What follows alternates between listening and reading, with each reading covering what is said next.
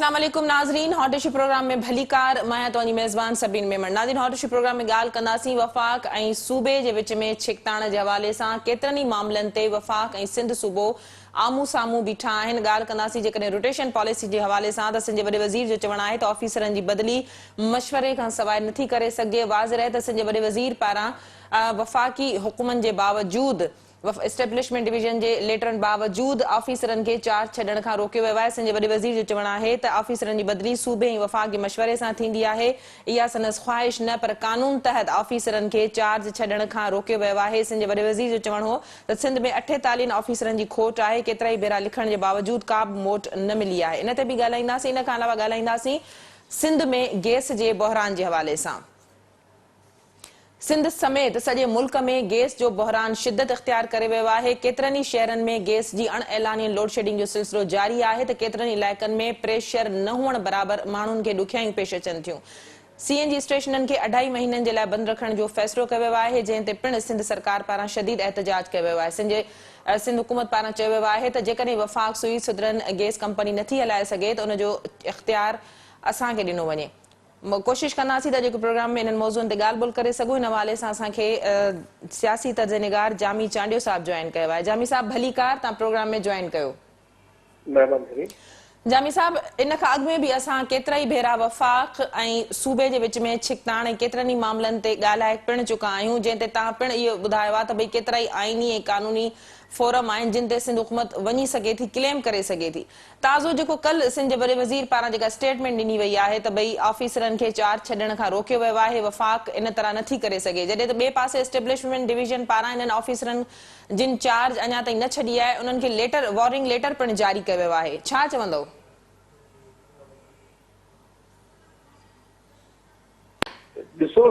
Hello जी जी जामी साहब, ॾिसो सभिनी ॻाल्हि इहा आहे त ऑफिशियली ज़ाहिर आहे पाकिस्तान हिकिड़ी फेडरेशन आहे ऐं फेडरेशन जे अंदरि हिकिड़ो आइन मौजूदु आहे ऐं आइन में मुल्क जे बैनल हुकूमती बैनल सूबाई ऐं जेके बि रियासत जा मामला आहिनि उन्हनि जे बारे में आइन में वाज़े ज़ाहिर आहे त हिकिड़ियूं हदबंदियूं आहिनि। हाणे मसइलो इहो आहे त हीअ जेका मौजूदा हुकूमत आहे उहा कंहिं बि तरह हिन आइन खे तस्लीम करण लाइ तयारु न आहे, ख़ासि तौर ते उन्हनि हवालनि सां जॾहिं वफ़ाक़ जे हदुनि जो तयन थियल आहे ऐं सूबनि जी ख़ुदमुख़्तारी जूं बि हदूं तय थियल अली तरमीन खां पोइ। ऐं असां इहा ॻाल्हि बार बार करे चुका आहियूं त जेके मिसाल तौर सूबनि जे अंदरि जेको स्ट्रक्चर आहे गवर्नेंस जो ऐं जेके ऑफिसर जी पोस्टिंग में ट्रांसफर आहे उन में सर्टेन लेवल ते वफ़ाक़ खे फ़क़ति मशावरे जो सलाह जो हक़ अख़्तियार आहे। पर इन करे हीउ जेको तरीक़ो हाणे अख़्तियार कयो वियो आहे उहो गैर आइनी आहे, मावरा आइन आहे ऐं फेडरल गवर्नमेंट सूबाई हुकूमत जे मशवरे खां सवाइ, मर्ज़ी खां सवाइ ऐं म्यूचुअल कंसेंट खां सवाइ डायरेक्टली आर्बिट्रेशन नथी करे सघे। त हाणे इहो हिकिड़ी अहिड़ी सूरत आहे जंहिंमें इमरान ख़ान जी हुकूमत अरिड़हीं तरमीम जी का बि शइ मञण लाइ तयारु न आहे, उते इहा शइ बि नथी तस्लीम करे ऐं नतीजे में हिकिड़ो मुस्तक़िल कॉन्फ्लिक्ट आहे। त इन करे हिन मामले में त मां सम्झां थो त हीअ जेके मुल्क जूं अदालतूं रोज़ हर शइ में आर्बिट्रेशन कनि थियूं, फ़ैसिला कनि थियूं, पाण मुरादो क़दम खणनि थियूं, त उन्हनि खे नोटिस ॾियणु खपे जॾहिं फेडरल गवर्नमेंट आइन जी नफ़ी थी करे त उनखे पाबंद कयो वञे त उहा अरली तरमीम जो एहतराम करे। ऐं इन करे सूबनि जे अंदरि जेका सीनियर ब्यूरोक्रेसी आहे उनजी हिक तरफ़ी क़िस्म जी मुदाख़लत करे वफ़ाक़ नथो करे सघे सवाइ सूबनि जे मर्ज़ी जे। इहा हिकिड़ी अहिड़ी सूरत आहे जंहिंमें हिन वक़्तु वफ़ाक़ ऐं सिंध जो जेको तकरार आहे उहो काफ़ी ज़ोर वठी वियो आहे ऐं हिन खां अॻु में ॿियनि केतिरनि मामलनि ते उहो तकरार साम्हूं ईंदो रहियो आहे। उनजो हल इहो ई आहे त जेको अरड़ी तरमीम खां पोइ पाकिस्तान जी आइन जी कीअत आहे, जेके इंतज़ामी अख़्तियारनि जूं हदबंदियूं आहिनि उनजो एहतराम कयो वञे। त मुंहिंजी नज़र में हीअ जेका वफ़ाक़ जी हठ धर्मी आहे इहा मुकमल तरह गैर आइनी आहे, गैर वफ़ाक़ी आहे। जामी साहब, वफ़ाक़ जा जेके भी क़दम आहिनि, चाहे ऑर्डिनेंस जे हवाले सां हुजनि या गॾियल पार्लियामेंट जे इजलास में हिकु वक़्त में एतिरियूं सारियूं कानून साज़ूं या बिल पास कराइण हुजनि या पार्लियामेंट जे इजलास में 4 बिल पास कराइण हुजनि, वफ़ाक़ आइनी फोरम इस्तेमाल कंदे भी जेके कानून साज़ूं करण चाहे थो करे थो वञे। सिंध हुकूमत आइनी फोरम इस्तेमाल नथी करे, इन ते पाण पहिरीं भी ॻाल्हाए चुका आहियूं। सिंध हुकूमत जेकॾहिं ईअं क्लेम करे थी वर्बली, त उन सां कहिड़ो फ़ाइदो थींदो? अॻु में ॻाल्हायो आहे त हिन वक़्तु मतिलबु अहिड़ा फोरम्स मौजूदु आहिनि सिंध हुकूमत वटि, जंहिंमें हुनजो वॾे में वॾो फोरम सिंध असेंबली आहे। उन खां पोइ सिंध काबीना आहे, उन खां पोइ काउंसिल ऑफ कॉमन इंटरेस्ट आहे, त केतिरा फोरम आहिनि। क़ौमी असेंबली आहे, सेनेट ऑफ पाकिस्तान आहे, इन करे केतिरा, ऐं सभ खां आख़िर में जेकॾहिं सूरत बदतरी न त पोइ अदालतूं मौजूदु आहिनि। इन करे वफ़ाक़ी हुकूमत जेकॾहिं एतिराम नथी करे त सिंध हुकूमत ईअं का पाबंद न आहे। हुन वटि केतिरा अख़्तियार आहिनि, विंडोज़ आहिनि, हुन वटि इहे गुंजाइशूं आहिनि त उहा उन सॼी जेका मुदाख़लत खे चैलेंज करे पंहिंजो प्रॉपर फोरम। पर मसइलो इहो आहे त सिंध हुकूमत ते हिकिड़े मख़सूस हद खां मथे नथी वञे मुखालफ़त में या उन टकराव में। इन करे जेकॾहिं सिंध हुकूमत खे पंहिंजी आइनी अख़्तियार जो एहतराम करणो आहे। जामी साहब, सिंध हुकूमत हिकिड़े हद खां वधीक मथे नथी वञे या वञणु नथी चाहे या उहे आइनी फोरम कानूनी रस्ता नथी अख़्तियार करणु चाहे, इन जो सबबु छा थी सघे थो? उन ॻाल्हि में ॾिसो, उनजो सबबु इहो आहे त जेके हिन हुकूमत जे पोयां क़ुवतूं आहिनि उन खां बीहनि था ॿाहिरि आहिनि। ऐं ख़ुदि सिंध हुकूमत जंहिं पार्टी जी आहे उन पार्टी जी लीडरशिप जे मथां केतिरा केस पिया हलनि, गैर केस पिया हलनि, केतिरनि जाइनि ते उनजा हथ फाथल आहिनि। जेके हुकूमतूं करप्शन में फाथल हूंदियूं, जिन जा हथ फाथल हूंदा, जेके अदालतुनि में फाथल हूंदा, ज़ाहिर आहे त उन्हनि में उहा घुर्बल जुरत नथी थी सघे। इहो ई सबबु आहे जो ही मुखालफ़त जी हिकिड़ी मख़सूस हद खां मथे नथा वञी सघनि, नथा वञनि। उनजो सबबु इहो आहे त हिन में कंप्रोमाइज़ करणो पए। इहा जुरत उन्हनि में हूंदी आहे जेके जिन हथ साफ़ हूंदा आहिनि, जिन खे हिकिड़ी पंहिंजे सूबे जे आइनी हक़नि जी पासदारी जे हू आख़िरी हथ ईंदा आहिनि। त हीअ जेके कमज़ोर हुकूमतूं आहिनि, जिन जा पंहिंजा हथ करप्शन में फाथल आहिनि ऐं केतिरनि अदालतुनि में महर में फाथा पिया आहिनि, उनमें उहा जुरत थी सघे नथी। इहो ई सबबु आहे जो हे दाहू करे सघनि था हिकु सर्टिन लेवल ताईं ऐं दाहू कनि था, पर जॾहिं उन्हनि खे नथो वरनायो वञे त उहो बदतर ॾेई करे वञनि। इहो केतिरनि मुल्कनि साम्हूं आयो आहे ऐं इहो तजुर्बो आहे त जेकॾहिं हुकूमतूं साफ़ न हूंदियूं, शफ़ाफ़ न हूंदियूं, बातिलदार न हूंदियूं, फाथल न हूंदियूं, तॾहिं उहे ज़ाहिर आहे त उहे इहो कमु करे सघंदियूं। इन करे हिननि जी इहा जेका मसलत पसंदी आहे, उनजो सबबु इहो आहे त हीअ हुन में ब्लैकमेल कनि था, कंप्रोमाइज़ कनि था ऐं हिकिड़ी मख़सूस हद खां मथे था वञनि। जामी साहब, गवर्नर राज लॻाइण जूं ॻाल्हियूं या जमहूरियत ख़तरे में पइजी सघे थी, जेके पीटीआई सां तालुक़ रखंदड़ मेंबर सिंध असेंबली आहिनि, उन्हनि जूं इन तरह जूं स्टेटमेंट्स ऐं मुतालबा पिणु आहिनि त वज़ीर आज़म नोटिस वठे, सिंध में जेका सूरत हाल आहे 6 महीननि जे लाइ गवर्नर राज लॻायो। इन तरह जी स्टेटमेंट सां कहिड़ा असर पइजी सघनि था? ॾिसो, आइनी तरह अॻिली तरमीम खां पोइ गवर्नर राज जो को प्रोविजन न आहे वफ़ाक़ी हुकूमत वटि, न गवर्नर वटि। यानी इहा अजाई मशकिली आहे। फ़क़ति हिकिड़ी सूरत आहे त सिंध असेंबली उहा ठड़ा पास करे या सिंध जो वॾो वज़ीर रिक्वेस्ट करे त उनखे जॾहिं असेंबली जा ॾींदी। इन करे अॻे माज़ी वांगुरु हाणे इहो अख़्तियार त गवर्नर जो आहे, न फेडरल गवर्नमेंट जो आहे, न सदर पाकिस्तान जो आहे, कंहिंजो बि अख़्तियार न आहे आइनी तरह। इहो अख़्तियार फ़क़ति ऐं फ़क़ति सिंध असेंबली जो आहे, जेका उनखे सीएम खे एम्पावर कंदी, रिकमेंड कंदी, तॾहिं हू कढी थो। इन करे इन इनसिक्योरिटी में न रहणु खपे त पोइ फेडरल गवर्नमेंट इहो करे सघे थी। फेडरल गवर्नमेंट वटि को प्रोविजन कोन्हे, न प्रूव गवर्नर वटि आहे। असुल सवाल इहो न आहे, इहो नॉन इशू आहे गवर्नर राज लॻंदो, केरु लॻाईंदो? जेकॾहिं सिंध असेंबली न चाहींदी त कंहिंखे ताक़त आइनी तरह असुल ॻाल्हि इहा आहे त तव्हां जेके तव्हांजा लेजिटिमेट राइट्स आहिनि उनखे क्लेम कीअं था कयो, रिक्लेम कीअं था कयो, सिक्योर कीअं था कयो ऐं कंप्रोमाइज़िंग सां कीअं न हूंदो, इहे सुवाल असुल गवर्नर रूल जो त मिड़ी जो मफ़रूज़ आहे, हुन वक़्तु आइन में उनजी गुंजाइश कोन्हे। ठीकु, जामी साहब, इहो गैस जे हवाले सां जेकॾहिं ॻाल्हि कजे, हिन वक़्तु सिंध समेत सॼे मुल्क में तक़रीबन सूरत हाल साॻी आहे त गैस जो बहरान शिदत इख़्तियार करे वियो आहे। इन हवाले सां सिंध में जेकॾहिं सीएनजी स्टेशन जी ॻाल्हि कजे त उन्हनि खे पिणु 2.5 महीना बंदि रखण जो फ़ैसिलो कयो वियो आहे घरेलू सार्फिन खे गैस ॾियण जे हवाले सां। पर उन बावजूदि ॾिठो वञे त सिंध जी राजधानी कराची खां वठी कश्मीर कंदकोट ताईं केतिरनि ई इलाइक़नि में न रुगो गैस जी अणएलानियल लोड शेडिंग थिए थी, पर गैस जो प्रेशर पिणु न हुअण बराबरि हुजे थो। छा चवंदो? हेलो जी जामी साहब, मुंहिंजो आवाज़ अचे पियो तव्हां ताईं? हेलो जी मुंहिंजी आवाज़ अचे पई तव्हां ताईं? हा ॾिसो जी सभिनि में गैस जो मामिलो ऐं कुदरती वसीले जो मामिलो इहो आहे त अरिड़हीं आईनी तरमीम खां अॻु में उहो वफ़ाक़ी मामिलो ऐं उन में सूबनि खे को बि बुनियादी किरदारु कोन हो, इवन पीसी वन शेयर कोन थींदी हुई सूबनि सां। हाणे अरिड़हीं तरमीम खां पोइ जेको कुदरती वसीले जो सब्जेक्ट आहे उहो प्रोविंशियल आहे, रॉयल्टी 50-50% आहे, डिसीशन मेकिंग बि अधो अधु आहे अख़्तियार। इन करे वफ़ाक़ खे बराह रास्त अकेले सिर्फ़ कुदरती वसीलनि जो को बि फ़ैसिले करण जो अख़्तियार न आहे आईनी तरह की आहे। ॿियो आइन में इहो प्रोविजन बि आहे त सूबा जेके पंहिंजी कुदरती वसीला पैदा कनि था उहे पंहिंजूं घुर्जूं पूरियूं करण खां जेसिताईं कनि तेसिताईं ॿियनि खे ॾियण जा मजाज़ न आहिनि जे बचाइनि था। छाकाणि त हिन वक़्तु जेको आईनी तरह कुदरती वसीला जंहिं गैस तमामु आम वसीलो आहे उहो प्रोविंशियल मैटर आहे, फेडरल मैटर न आहे, जी प्रोविंशियल लिस्ट में आहे। उन में अख़्तियार ऐं रॉयल्टी में 50-50% शेयर मिली आहे। इन करे वफ़ाक़ी हुकूमत खे को बि अख़्तियार न आहे त उहो सूबत जे मर्ज़ी खां सवाइ तेल जो मसइलो हुजे, गैस जो हुजे, कोयले जो हुजे, कंहिं बि क़िस्म जे कुदरती वसीलनि जे बारे में अकेले सिर्फ़ फ़ैसिलो करे सघे। ऐं साॻी तरह मां चवंदुसि त इन फ़ैसिले खे चैलेंज करण जे लाइ सभु फोरम मौजूदु आहिनि सिंध हुकूमत वटि। इन करे आईनी तरह कुदरती वसीलनि जे बारे में फेडरल गवर्नमेंट वटि अकेले सिर्फ़ अख़्तियार ई न आहे उहो फ़ैसिला करे सघे। वॾी महिरबानी जामी चांडियो साहब, तव्हां पंहिंजो मौक़िफ़ ॾियण जे लाइ असांखे प्रोग्राम में जॉइन कयो। नाज़रीन, जामी चांडियो साहब सां गॾु हुननि जो चवणु हो त इहे मामला वफ़ाक़ ऐं सूबे जे विच में तेसि ताईं हल नथा थी सघनि जेसि ताईं सिंध सूबो आईनी ऐं कानूनी फॉर्मनि ते पंहिंजो केस न रखे।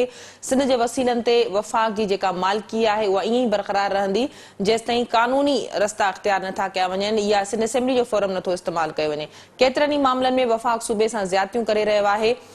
वफ़ाक़ सिंध में गवर्नर राज जे हवाले सां या जमहूरियत खे ख़तरे जे हवाले सां जंहिं तरह जूं स्टेटमेंट्स ॾिए थो, इन सां सूबे ऐं वफ़ाक़ जे विच में मामला वधीक ख़राब थींदा। रोटेशन पॉलिसी जे हवाले सां जामी चांडियो जो चवणु हो त वफ़ाक़ कंहिं बि तरह अकेले सिर इहो फ़ैसिलो नथो करे सघे। आईन ऐं कानून मूजिबि ऑफिसरनि जूं बदिलियूं या मुक़ररियूं वफ़ाक़ ऐं सूबे जी मुशावरत खां सवाइ नथियूं थी सघनि। प्रोग्राम जे सिलसिले खे जारी रखंदासीं। वक़्तु थियो आहे मुख़्तसिर वक़फ़े जो, वठूं था वक़फ़ो।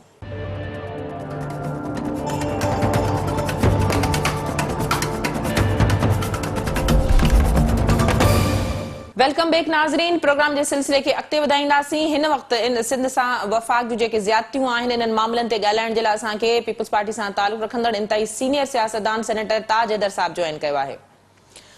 ताज साहब वेलकम कहती हूँ, आपने प्रोग्राम में ज्वाइन किया। ताज साहब, बहुत सारे मामलात हैं वफाक और सूबे सिंध के तनाज़ात के हवाले से, वफाक की जो ज्यादतियां हैं, लेकिन अगर रोटेशन पॉलिसी के हवाले से फिल वक्त बात की जाए, जिसपे सीएम सिंध ने भी कल बरमला कह दिया कि वो उन्होंने अफसरान को चार्ज छोड़ने से मना कर दिया है। क्या कहेंगे आप, वफाकी हुकूमत आइन और कानून की जिस तरह से सबोताज कर रहा है आइन और कानून को? देखिए, ये 1954 के अंदर तमाम बने थे ये रूल्स जी। उसमें ख्वाजा साहब प्राइम मिनिस्टर थे, तमाम सूबों की मशावरत से ये रूल्स बने। अब वो अगर इसमें कोई तब्दीली लाई जाती है तो इसमें भी तमाम सूबों की मशावरत जरूरी है, लेकिन वो अपने इस तरीके से करके बैठ गए और जाहिर है कि नीयत खराब है। वो अपने चाहते हैं कि बिल्कुल जैसे वहाँ 6 कमिश्नर और 6 आईजी और चीफ सेक्रेटरी बदलते हैं, इसी तरीके से अपने सिंध के अंदर भी किया जाए। ठीक, ताज साहब, सेंसस का मामला भी हो या पानी का मामला हो, गैस का बहरान हो, क्या सूबाई हुकूमत के कॉन्स्टिट्यूशनली पावर्स नहीं है जो वफाक इतनी ज्यादतियां कर रहा है? वो तो है, लेकिन ये कि जो हम कह रहे हैं कि एक विफाकी आईनी अदालत हो जिसमें चारों सूबों की बराबर नुमाइंदगी हो, जो कि हमने चार्टर ऑफ डेमोक्रेसी के अंदर साइन की है, जब तक वो नहीं बनती तो फिर इंसाफ भी नहीं मिलेगा। और जिस सूबे का है सुप्रीम कोर्ट वही ठीक है अपना फैसला होगा।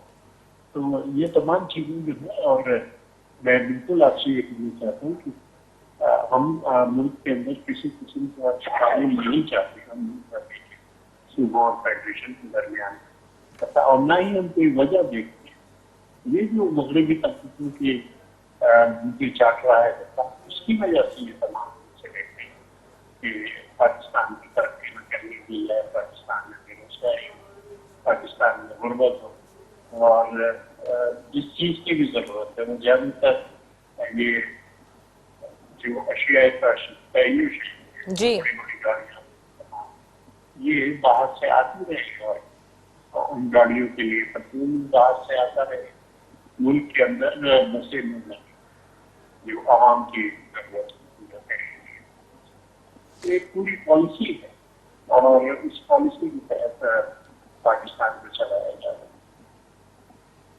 जब ताज साहब, सिंध हुकूमत पे इस हवाले से भी तनकीद की जा रही है कि जो फोरम्स हैं जिनको इस्तेमाल करना चाहिए, शायद सिंध हुकूमत उन फोरम्स को इस्तेमाल नहीं कर रही, ना अदालत जा रही है, ना सीसीआई में अपने जो है मामलात उठा रही है। तो आप नहीं समझ रहे हैं कि सिंध हुकूमत के पास बहुत सारे फोरम्स हैं कानूनी और आईनी जिनको इस्तेमाल करके अपना केस रखा जा सकता है?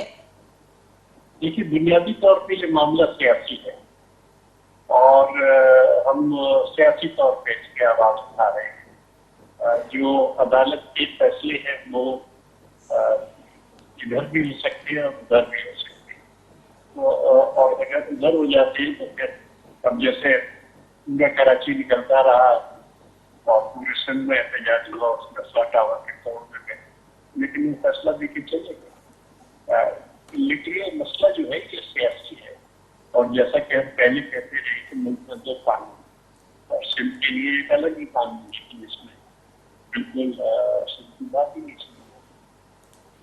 ताज साहब, लेकिन अफसरान के हवाले से कुछ डीआईजीज ने तो 4 छोड़ दी थी, जाहिर है उन पे प्रेशर था, एस्टेब्लिशमेंट डिवीजन ने उनको वार्निंग लेटर दिया था, लेकिन उसके बावजूद कल जो सीएम सिंध ने बड़ी सख्त स्टेटमेंट दी है, तो आप समझ रहे हैं कि सिंध में इन अफसरान की जो है वो क्या असर पड़ेगा, अपने काम को सही से सरअंजाम दे सकेंगे? वफाक और सूबे का जो प्रेशर पड़ता है, क्रेडिबिलिटी मुतासर होती है सख्त। सिंध में अमन अमान की सूरत हाल पे वैसे ही बड़ी तनकीद की जाती रही है।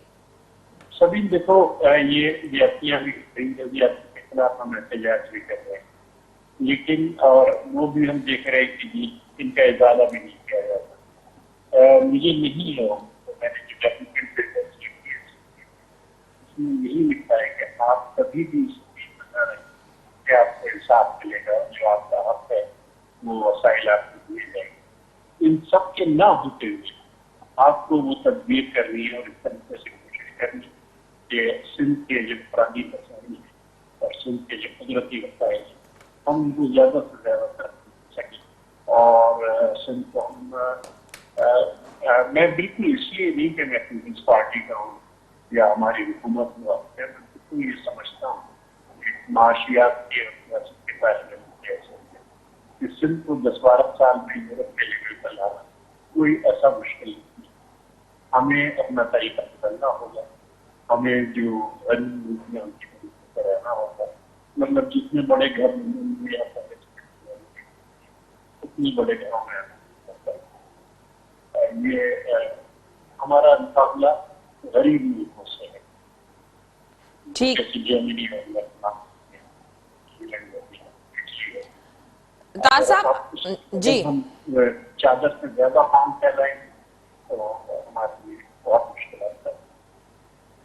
ताज साहब, अभी आपने कहा कि ये मामला जो है वो सियासी है, तो सिंध हुकूमत या पीपल्स पार्टी जिस तरह के सियासी फोरम्स अभी इस्तेमाल कर रही है, आप समझते हैं कि सिंध के वसाइल को वफाक के कब्जे से छुड़ाने के लिए ये इतना काफी है? इतने प्लेटफॉर्म सियासी जो यूज किए जा रहे हैं वो काफी है जिन पे आवाज उठाई जा रही है? सिंध को उसके हिस्से की गैस मिल जाएगी, उसके हिस्से का पानी मिल जाएगा, बिजली मिल जाएगी। 1300 साल पहले जुल्म हुआ था, हर साल अब जुल्म निकालना, जुल्म को जुल्म कहना और जुल्म के खिलाफ एहतजाज करना वो बहुत जरूरी है। लेकिन साथ ही साथ अपनी घर को ठीक करना और अपने जितनी सब काम जितना काम करना मनसूबाबंदी के साथ, तनाव के साथ, और ये अय्याशी नहीं चल सकती, दुनिया के किसी मुल्क में नहीं चल सकती। ये हम अगर चाहें कि पाकिस्तान के अंदर या सिंध के अंदर चलिए, ये नहीं चलेगी।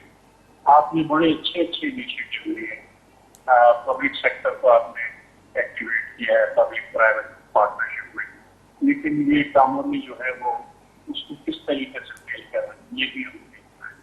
ہمارا جو پیٹرول کا منصوبہ ہے وہ ایک بہت بڑی مثال ہے پبلک پرائیویٹ سیکٹر کی. اس میں 54% سرمایہ حکومت سندھ میں لگایا ہے. میں آپ کو صرف اس کی مثال اس لیے دے رہا ہوں جی. کہ تیسرا فیز جو شروع ہوا ہے تو اس فیز یہ مکمل ہوگا ہندوستان کے اندر. کوئلے کی قیمت $27 فی ٹن ہوگی پر ڈے. اس وقت کراچی پورٹ پہ ملا آ رہا ہے دوسری پاور پلانٹ کو چلانے کے لیے وہ $65-70 فی ٹن کی قیمت آ رہی ہے. صرف 101 کلومیٹر کی ریلوے لائن بنائی ہے اور جس کے بعد ہم اس کوئلے کو نہ صرف پاکستان میں جو پاور پلانٹ لے کے چل رہے ہیں ان کو دے سکیں $27 فی ٹن کے حساب سے بلکہ ہم اس کوئلے کو برآمد بھی کرتے ہیں. طاہر صاحب وفاقی حکومت اس وقت جس طرح کے فیصلے کر رہی ہے جس طرح کے منصوبوں پہ عمل کر رہی ہے ان کا کہنا ہے کہ کچھ سالوں کے بعد جو ہے اس کے اثرات ہوں گے تو آپ سمجھ رہے ہیں کہ کوئی ایسا منصوبہ جو عوام کو فائدہ دے سکے گا؟ دیکھیے وفاقی حکومت عوام کے لیے کام نہیں کر رہی وہ عالم کے لیے کام وہ ان کے آقا باہر نہ وہ عوام کے ووٹ سے آئی تو یہ عوام سے اس کا کوئی رشتہ ہی نہیں. جو لوگ لائے ہیں تو ان کو خوش رکھنا ہے خطاب کی حکومت. جن لوگوں نے دوسری جو اتحادی پارٹیاں ہیں ان کو محکوم کیا ہے کہ ان نالائقوں کا ساتھ وہ بھی ان کو جواب دیں. عوام کے مورچے میں تو ہم ساتھ ہیں لیکن ہم ووٹ سے ہیں اور ہمیں ان کو جواب دیں. بہت شکریہ تاج حیدر صاحب آپ نے اپنا موقف دینے کے لیے پروگرام میں جوائن کیا.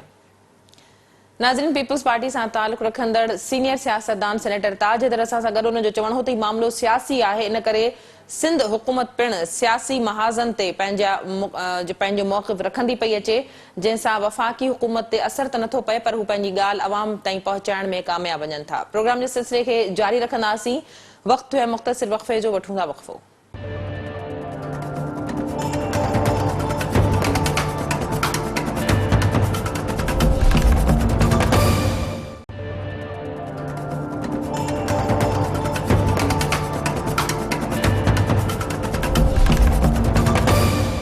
ویلکم بیک ناظرین. پروگرام کے سلسلے کے اگتے ودائنداسیں. ہانے گال کنداسیں اومیکرون ویرینٹ کے حوالے سے جو افریقی ملکن میں جن کیس ظاہر تھیا افریقی ملکن اڈامن تے پابندی لگائی وئی ہے تو جو پاکستان میں اجا تین جو کو بھی کیس ظاہر نہ تھی سگیا ان باوجود چے پہ ونے تو ان جو جے قسموں آئین اوے پن کورونا وائرس سے ملندڑ جلندڑ ان جو پھیلاؤ تمام جلد تھی سکے تو. ان حوالے سے ڳالهائڻ جے لاءِ اسان کي جوائن کيو ہے ڈاکٹر سعید احمد خان صاحب. ڈاکٹر صاحب ویلکم, آپ نے پروگرام میں جوائن کیا.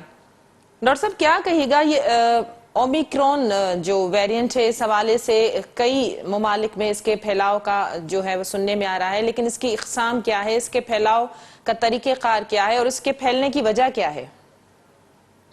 جی السلام علیکم, بہت بہت شکریہ پروگرام میں انوائٹ کرنے کا. اومیکرون سارس کووی 2 یا کرونا وائرس کا ایک نیا ویرینٹ ہے. جس طرح پہلے ڈیلٹا ویرینٹ تھا ابھی ایک نیا ویرینٹ نمودار ہوا ہے اور اب تک اس کی ساؤتھ افریقہ سمیت تقریباً 15 ممالک میں اس کی تشخیص ہو چکی ہے اور اس میں ایسی میوٹیشنز ہیں یا جینیاتی تبدیلیاں ہیں تقریباً 50 کے برابر جو کہ ڈیلٹا ویرینٹ سے 2 گنا زیادہ ہے. تو اس سے خدشہ یہ ہے کہ یہ نسبتاً تیزی سے پھیلنے والا وائرس ہے اور گزشتہ 2 ہفتوں میں یہ تقریباً 15 ملک تک پہنچ چکا ہے اور خدشہ یہی ہے کہ یہ نسبتاً تیزی سے پھیلے گا اور اس کے روکنے کے لیے واحد حل یہی ہے کہ ویکسینیشن کے پروسیس کو جلد سے جلد کمپلیٹ کیا جائے. وقتی طور پہ یہ سفری پابندیاں وقتی طور پہ کام کر سکتی ہیں لیکن لانگ ٹرم ہم کتنا اس کو روک پائیں گے. دنیا ایک چھوٹا گلوبل ویلیج ہے نا آج کل, تو یہ ون وے یا دی ادر دنیا کے ہر کونے تک پہنچے گا. تو واحد حل اس کا یہی ہے کہ تمام آبادی کو ویکسین پرووائڈ کی جائے, تمام لوگ ویکسین لگا لیں تب جا کے ہماری جان خلاصی ہوگی. ادروائز یہ نئے نئے ویرینٹ وقت کے ساتھ ساتھ آتے جائیں گے اور یہ سلسلہ ختم نہیں ہوگا جب تک تمام لوگ ویکسین نہیں لگاتے. ڈاکٹر صاحب جو ویکسین ابھی لگائی جا رہی ہے کیا وہ اس ویرینٹ کے لیے کافی ہوگی؟ بالکل یقیناً اب تک جتنی ویکسین لگائی جا چکی ہے یا WHO یا گورنمنٹ آف پاکستان نے اپروو کی ہے، یہ ویکسین بالکل کارآمد ہے، اور جو اطلاعات آ رہی ہیں ساؤتھ افریقہ سے اور وہاں کے ایکسپرٹ سے، تو ان لوگوں میں اس وائرس کی تشخیص زیادہ تر ہوئی جنہوں نے ویکسین نہیں لگائی، اور جن لوگوں نے ویکسین لگائی ہے ان میں علامات بہت مائل قسم کے ہیں۔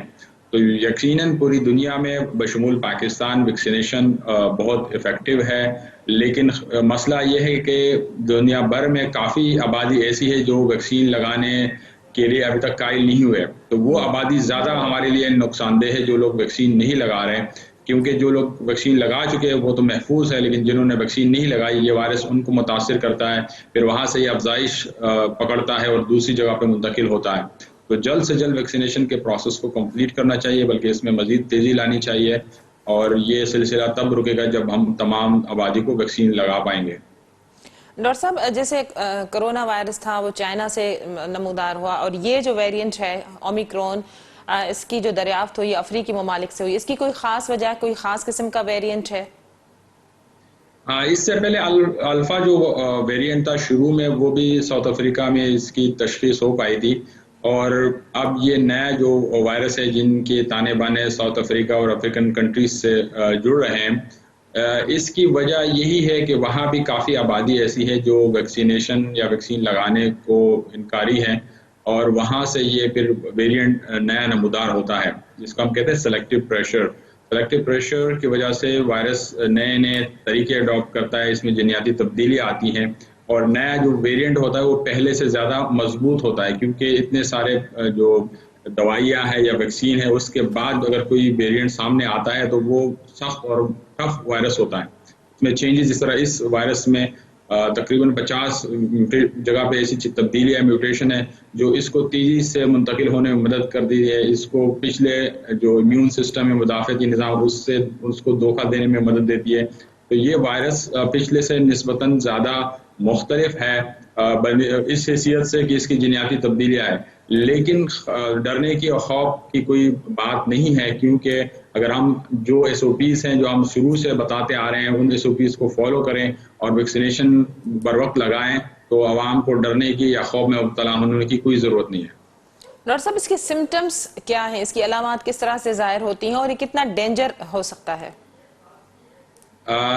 ڈینجر تو ہم نہیں کہہ سکتے، لیکن WHO جو کہتی ہے ویرینٹ آف کنسرن، یہ ہمارے لیے مطلب خدشہ یہی ہے کہ یہ تیزی سے پھیلے گا، تو اس وجہ سے ہمیں ضرورت اس امر کی ہے کہ ہم SOPs پہ عمل کریں۔ اس کی علامات اب تک جو ساؤتھ افریقہ اور دوسرے ممالک سے جہاں پہ یہ پایا جاتا ہے، ڈاکٹرز یہی کہتے ہیں کہ اس کے علامات بالکل مائلڈ ہیں، باقی جو کورونا وائرس کے ویرینٹ کے طرح کے ہیں کوئی شدید علامات اب تک ظاہر نہیں ہوئے، لیکن جب یہ بڑے پیمانے پہ پھیلے گا وہاں پہ کمزور مدافعتی نظام کے یا مدافعتی قوت کے افراد اس میں شامل ہوں گے تو اس کو یہ نقصان پہنچا پائے گا، تو اس لیے اس کے پھیلاؤ کو ہمیں محدود تر کرنا چاہیے، اور جو بھی SOPs ایکسپرٹ بتا رہے ہیں اس کو عمل درآمد کرنا چاہیے، اور ویکسینیشن جلد سے جلد اس کو ہم نے اختتامی مراحل تک لے کے جانا چاہیے کہ زیادہ سے زیادہ آبادی یا مکمل آبادی ہماری ویکسینیٹڈ ہو جائے، تو ہمیں پھر اس سے خوف میں مبتلا ہونے کی کوئی ضرورت نہیں ہوگی انشاءاللہ۔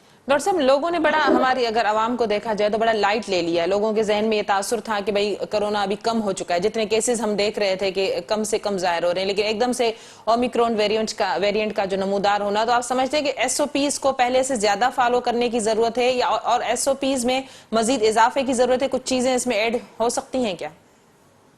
یقیناً یہ ایک لمحہ فکریہ ہے کہ ہماری عوام وقت کے ساتھ ساتھ وہ لینینسی کی طرف چلی جاتی ہے اور یہ سمجھتی ہے کہ شاید یہ پینڈیمک گزر گیا، نمبرز کافی کم ہو چکے ہیں، لیکن جو سردی کا موسم ہے یہ کورونا کے پھیلنے کے لیے آئیڈیل ہے، کیونکہ کافی لوگ جو ہے وینٹیلیشن کو محدود کر لیتے ہیں، کھڑکیاں دروازے بند کر کے سردی کی وجہ سے وہ ایک ساتھ رہتے ہیں، پھر ابھی چھٹیوں میں اسپیشلی کرسمس کے اور نیو ایئر کی چھٹیوں کی وجہ سے کافی لوگ باہر ممالک سے پاکستان اپنے گھروں کو آئیں گے، تو یہ ٹریولنگ ہے، یہ بہت بڑا ذریعہ بنتی ہے ایک وائرس ایک ویرینٹ کا دوسری جگہ منتقل ہونے کے لیے، تو یہ ونٹر سیزن وائرس کی افزائش کے لیے آئیڈیل ہے. پھر جو موومنٹ ہے یا ٹریولنگ ہے وہ اس میں مزید اضافہ کرے گی.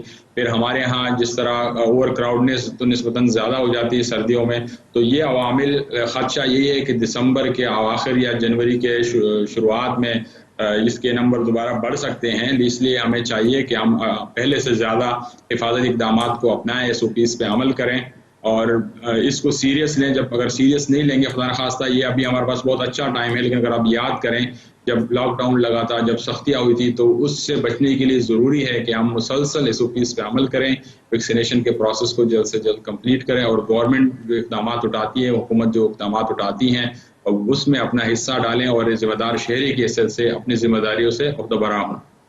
ڈاکٹر صاحب آخری سوال آپ سے, ہم لوگ بڑا لائٹ لیتے ہیں, بڑے کیئرلیس ہو جاتے ہیں, اس حوالے سے بتائیے گا, اور یہ بھی کہ گورنمنٹ کو کیا اقدامات لینے چاہیے, خاص کر کے حکومت پاکستان کو اس حوالے سے, کیونکہ ہمارے ملک کی اس وقت جو کنڈیشن ہے, جو معاشی صورتحال ہے, تو ہم کوئی پابندیاں یا لاک ڈاؤن اس طرح کی صورتحال تو افورڈ نہیں کر سکتا ہمارا ملک.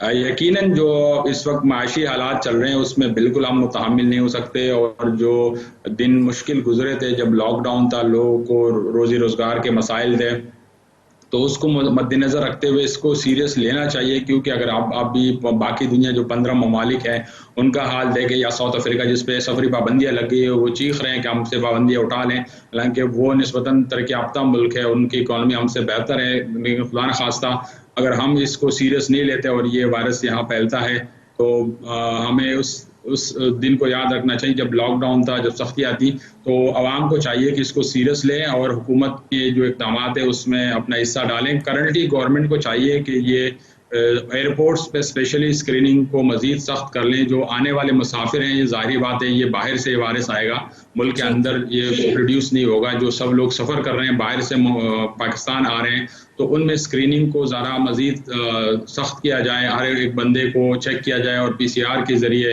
ان کی تشخیص کی جائے, تاکہ اگر اس میں یہ ویریئنٹ موجود ہے تو اس کو آئسولیٹ کیا جائے بر وقت. اگر ہم آنے والے مسافروں کو بر وقت تشخیص کر لیتے ہیں تو یہ لوکل جس کی جو ٹرانسمیشن وہ رک جائے گی. اگر خدا نخواستہ یہ اس کی لوکل ٹرانسمیشن شروع ہوتی, پھر یہ نہ رکنے والا مرحلہ ہوگا, اس کو روکنا مشکل ہو جائے گا. لیکن 1-2 پیسنجرز کو آئیڈینٹیفائی کرنا, اس کی تشخیص کرنا اتنا مشکل نہیں ہوگا. لیکن خدا نخواستہ یہ ڈیلٹا کی طرح پھر گلی محلوں میں پھیلتا چلا جائے گا, تو اس کو روکنا پھر مشکل ہو جائے گا. تو عوام کو بھی چاہیے اور گورنمنٹ کو بھی چاہیے کہ یہ بر وقت اس کی تشخیص کو ممکن بنایا جا سکے. بہت شکریہ ڈاکٹر صاحب, آپ نے اپنا موقف دینے کے لیے پروگرام میں جوائن کیا. ناظرین, پروفیسر ڈاکٹر سعید احمد اساں سان گڈ ہو. جو چوڻ ہو ته اومیکرون ویریئنٹ जेको आहे अफ्रीकी मुल्कनि मां नमूदार थियो आहे. इन हवाले सां जो चवण हो त माण्हुनि खे वधीक एहतियात ऐं SOPs ते अॻु में खां वधीक अमल करण जी ज़रूरत आहे. जेकॾहिं लोकल सतह ते माण्हुनि में इहो वायरस फैलिजे थो त इन खे कंट्रोल करणु तमामु घणो ॾुखियो थी वेंदो, ऐं इन जी जेका अलामतूं आहिनि या इन जी जेका ख़तरनाक जेका अफेक्ट करण जी शिदत आहे उहा पहिरीं वारे वायरस खां वधीक आहे.